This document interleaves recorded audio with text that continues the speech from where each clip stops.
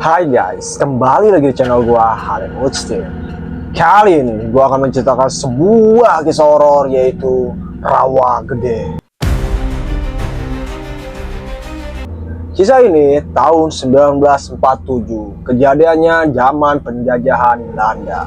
Mana kalian penasaran? Oke, stop kalian senyum bro. Mari kita dengarkan kisahnya.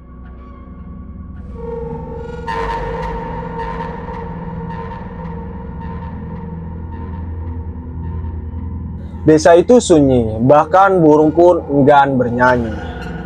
Di balik rindangnya pepohonan dan lekukan persawahan yang memanjang seperti permadani hijau rawa gede, menemukan luka yang dalam, lebih tua dari usia siapapun. Yang pasukan Belanda datang pagi-pagi buta membawa senapan amarah dan dendam.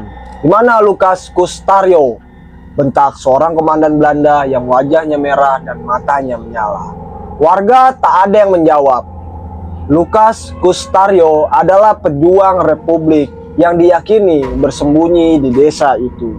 Tapi tidak ada yang tahu pasti atau tidak ada yang mau memberitahu. Mereka dijajarkan.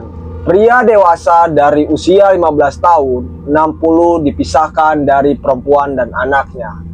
Mata-mata mereka dipenuhi ketakutan, tetapi bibir tetap terkunci. Sampai akhirnya dentuman pertama terdengar. Dor! Darah mengucur, badan tumbang, lalu tembakan berikutnya dan berikutnya. Eksekusi semua perintah itu jatuh seperti palu maut. Dalam hitungan jam, 431 pria rawa gede tak bernyawa. Mayat mereka dibuang sembarangan. Sebagian ke sawah, sebagian ke sungai, dan sebagian membusuk di lapangan terbuka. Ibu-ibu menjerit, tapi jeritan itu seperti diserap tanah yang sudah terlalu kenyang menelan darah. Puluhan tahun lalu, namun bagi sebagian warga yang masih bertahan tinggal di sana, darah itu tak pernah benar-benar kering. Pak Darsa, salah satu cucu penyintas, masih tinggal di rumah peninggalan kakeknya. Rumah panggung kayu yang catnya mulai mengelupas, tapi pondasinya tetap kuat. Ia hidup sendiri, tak menikah, tak punya anak, takut menurunkan kutuk katanya. Dulu malam-malam suka ada suara langkah kaki di luar rumah, ujarnya kepada seorang peneliti muda dari Jakarta yang mewawancarai pada tahun 2003. Bukan orang, suaranya berat, kayak derap sepatu bot seperti tentara zaman dulu. Tapi waktu saya intip tak ada siapa-siapa. Peneliti itu namanya Rina, tertarik menelusuri tragedi rawa gede dari sisi antropologi spiritual. Tapi semakin ia menggali, semakin ia merasa sesuatu mengawasinya. Pada malam ketiganya, tinggal di rumah Pak Darsa, ia terbangun terdengar suara seperti derit pintu dibuka. Lalu langkah kaki berat, ia pikir itu Pak Darsa. Pak, panggil Rina. Tak ada jawaban, ia keluar dari kamar. Rumah gelap, hanya diterangi lampu minyak kecil. Di ruang tamu terlihat bayangan tinggi, tegap seperti memakai helm tentara. Tetapi saat Rina menyepitkan matanya, sosok itu menghilang. Esok paginya, Pak Darsa duduk di beranda, wajahnya pucat. Kamu juga dengar ya? Katanya pelan. Kadang mereka datang, apalagi kalau ada orang luar yang ingin tahu. Roh-roh itu belum tenang. Desa itu seperti hidup dalam dua dimensi.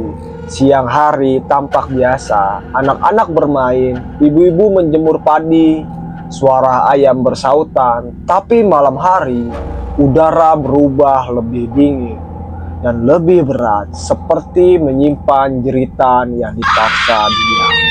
Warga tidak berani lewat sawah saat malam. Ada kepercayaan di sanalah banyak mayat dilempar.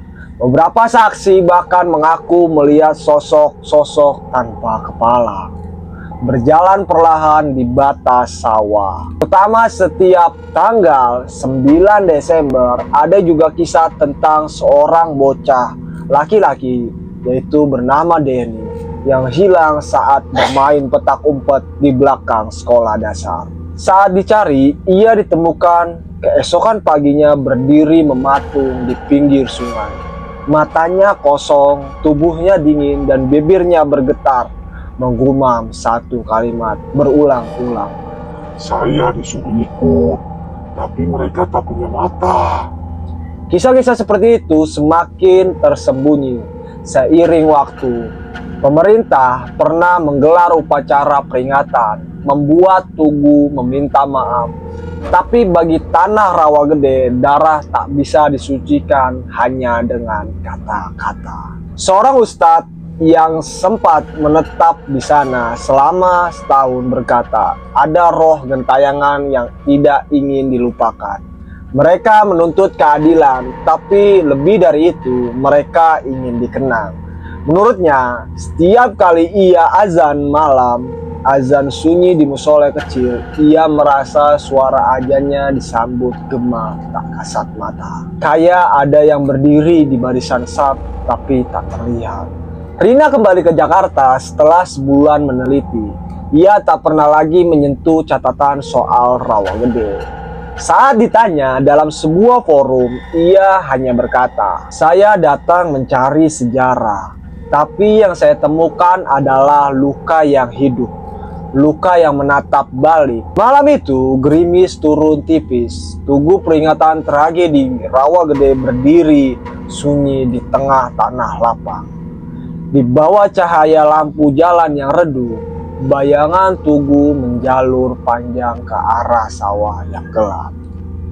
Sesekali angin menerpa membawa aroma tanah basah dan sesuatu yang lebih tua, bau logam seperti darah karatan. Rina kembali ke Rawagede 4 bulan setelah kunjungan pertamanya. Rasa penasaran mengalahkan rasa takut. Ia membawa perekam suara, yaitu kamera IR, buku catatan yang hampir tak disentuh sejak kejadian sebelumnya. Namun kali ini ia datang sendirian. Darsa sudah wafat, kabar itu ia terima lewat pesan dari warga. Berapa minggu sebelumnya meninggal mendadak di dalam rumah. Warga menemukan dengan mata terbuka dan tubuhnya membeku dalam posisi duduk bersila. Di depan foto kakeknya yang dibunuh Belanda tahun 1947. Ada bisikan di kuping saya semalam sebelum Pak Darsa meninggal, kata Bukarsi. Tetangga sebelah, kayak suara banyak orang bersamaan menyuruh saya lihat ke rumah. Ya. Pas saya ke sana, udah kaku. Itu menjadi tanda bagi Rina. Ia merasa seolah ditarik kembali ke Rawagede. Bukan oleh rasa ingin tahu semata, tapi oleh sesuatu yang belum selesai. Sesuatu yang ingin ditemukan. Pukul 9 malam, ia berdiri di depan Tugu. Tugu itu sendiri sederhana, berbentuk batu tegak dengan prasasti, nama-nama korban. Tapi malam itu, Rina merasa seperti menatap nisan raksasa. Ia menyalakan perekam suara, duduk bangku semen dekat Tugu. Nama saya Rina, saya datang dengan niat baik. Jika ada yang ingin bicara, saya akan mendengarkan, katanya pelan. Hanya suara jangkrik lalu tiba-tiba, klik, rekam suara mati sendiri. Ia menyalakannya kembali, tapi layar menunjukkan error. Baterai padahal baru saja diganti. Tiba-tiba angin tertiup kencang, membuat dedaunan kering berterbangan. Lalu terdengar suara dari balik Tugu, seperti seseorang menarik napas berat, disertai langkah-langkah pelan. Langkah itu mendekat, berhenti tepat di belakangnya. Rina membeku. Ia ingin menoleh, tapi tubuhnya seperti dipaku. Kaki tak bisa digerakkan, jantung berdegup kencang. Kemudian, masih ada yang hidup. Bisikan itu lirih. Laki-laki serak, penuh luka. Setelahnya udara tiba-tiba dingin menusuk. Lampu jalan padam seketika dan semua menjadi gelap. Pagi harinya, Rina ditemukan warga tergeletak pingsan dekat Tugu. Perekam suaranya masih di tangan, tapi rusak total. Saat ciuman, Rina hanya berulang kali menggumamkan, "Masih ada yang hidup, masih ada." Warga menyebutnya Pak Pardi. Satu-satunya dari daftar korban eksekusi tidak pernah ditemukan jenazahnya. Ia adalah salah satu tokoh muda desa, sahabat karib Lukas Kustario. Belum masa agresi militer, banyak yang yakin ia tewas bersama ratusan warga lain, tapi tak ada yang tahu pasti. Konon, seminggu sebelum eksekusi besar-besaran, Pardi menghilang. Ada desas-desus kalau dia dihanati. Kata Pak Musim, tokoh tua desa yang kini buta, namun hafal sejarah Rawagede seperti hafal orang mengaji. Waktu itu banyak warga takut, mereka diancam tentara Belanda. Bisa jadi ada yang membocorkan nama-nama pejuang. Menurutnya, arwah yang belum tenang biasanya masih menyimpan urusan dunia. Entah karena dendam atau karena masih ada kebenaran yang tertutup. Berapa hari setelah kejadian di Tugu, Rina bermimpi aneh. Ia berada di lorong gelap seperti bunker atau gudang tua. Dindingnya lembab. Di ujung lorong ada sosok laki-laki duduk memeluk lutut menunduk.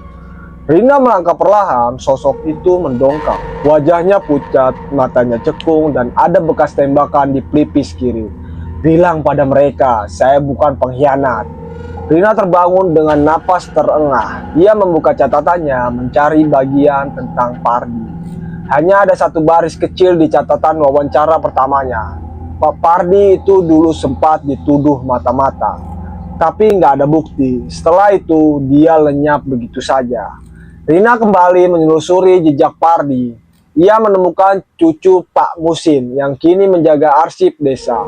Dari sana ia menemukan sebuah catatan tua, semacam laporan tidak resmi dari seorang warga pada tahun 1948. Saya melihat Pardi malam sebelum tentara datang. Dia lari ke arah bunker tua di balik bukit. Tapi ada yang mengikuti. Saya takut. Saya tidak berani cerita ke siapa-siapa. Maafkan saya. Bunker tua itu menurut peta lama masih ada, terletak tak jauh dari pemakaman massal. Tertutup semak belukar. Malam itu, Rina dan dua warga setempat memberanikan diri menuju bukit kecil di barat desa. Dengan senter dan alat gali, mereka menyusuri jalan setapak yang ditinggalkan waktu. Setelah 1 jam menyibak ilalang, mereka menemukan sebuah pintu baja setengah terkubur, berkarat dan nyaris menyatu dengan tanah. Mereka membuka pintu itu, udara basi langsung menyeruak keluar. Di dalamnya hanya ruangan sempit berlantaikan tanah.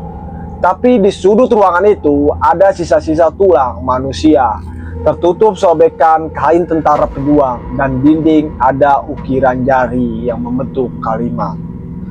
Aku tidak berkhianat, aku hanya disembunyikan oleh mereka yang takut.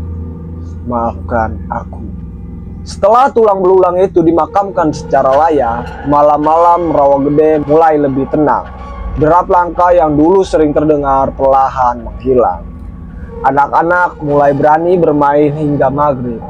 Udara malam terasa lebih ringan, namun tugu peringatan tetap menjadi tempat yang hidup. Beberapa warga masih mendengar bisikan di malam tertentu.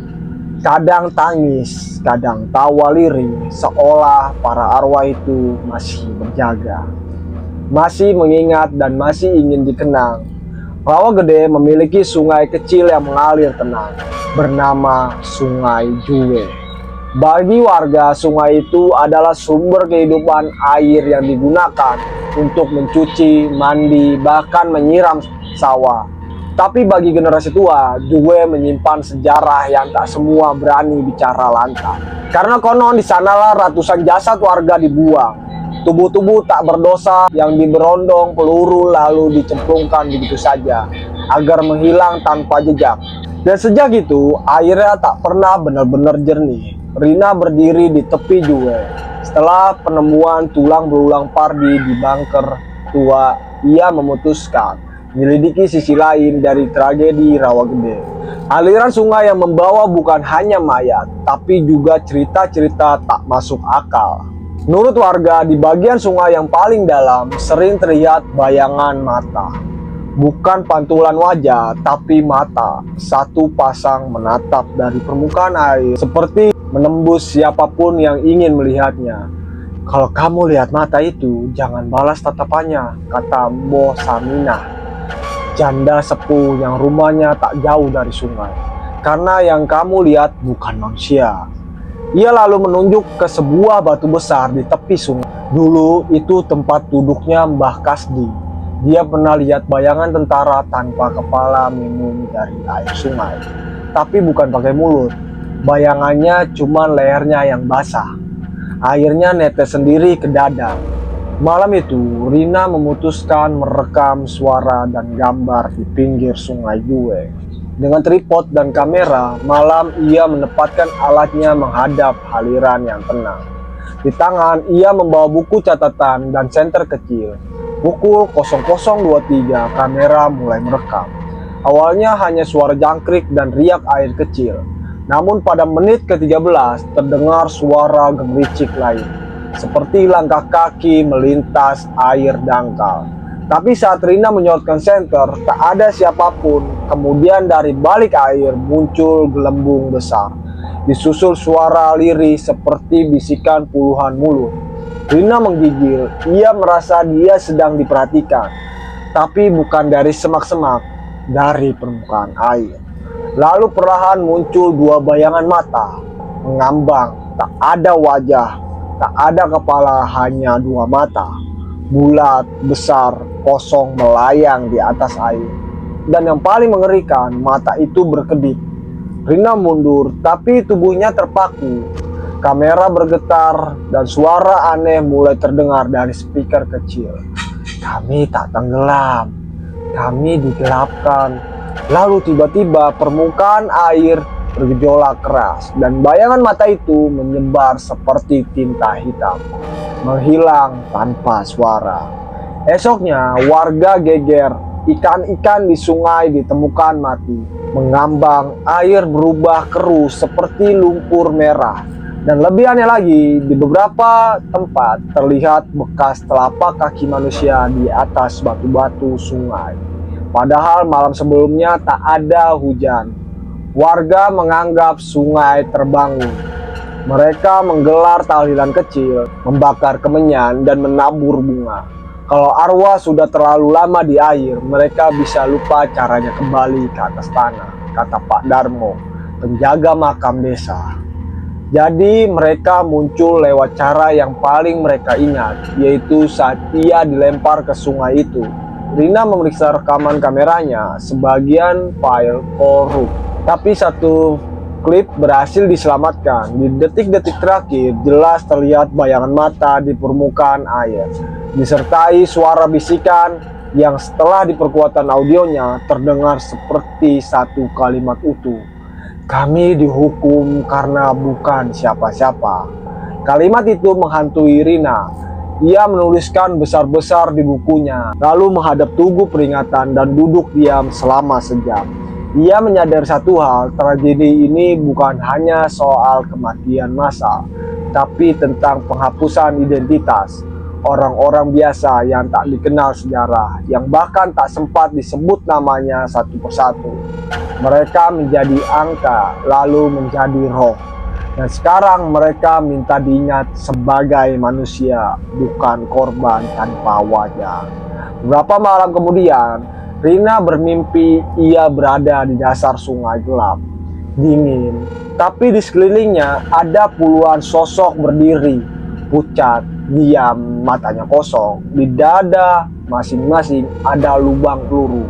Dan satu persatu mereka menunjuk ke atas. Salah satunya mendekat dan berkata, angkat kami dengan nama. Rina terbangun dengan air mata mengalir. Ia tahu maksud mimpi itu. Ia harus membuat daftar. Ia harus mencari nama-nama korban yang tak tercatat, menuliskannya, menceritakannya, menyebut mereka satu persatu. Bukan untuk membebaskan roh, tapi untuk mengembalikan kemanusiaan yang direnggut oleh peluru, oleh lupa, dan oleh sejarah yang disusun oleh pemenang. Kini di pinggir sungai Jue ada batu peringatan kecil, dipasang oleh beberapa mahasiswa yang pernah mendengar kisah Rina. Di atas tertulis, kami bukan arwah, kami adalah manusia yang mati sebelum waktunya. Kami tak ingin dilupakan, Sungai Jue. Rawa Gede Tama. Oke, gitu aja kisah dari tragedi Rawa Gede. Bagi kalian yang mempunyai kisah horor lainnya, boleh kirim email ke gua dan gua akan menceritakannya. Thank you semuanya. Jangan lupa di subscribe. Alim Uj Steve. Uj.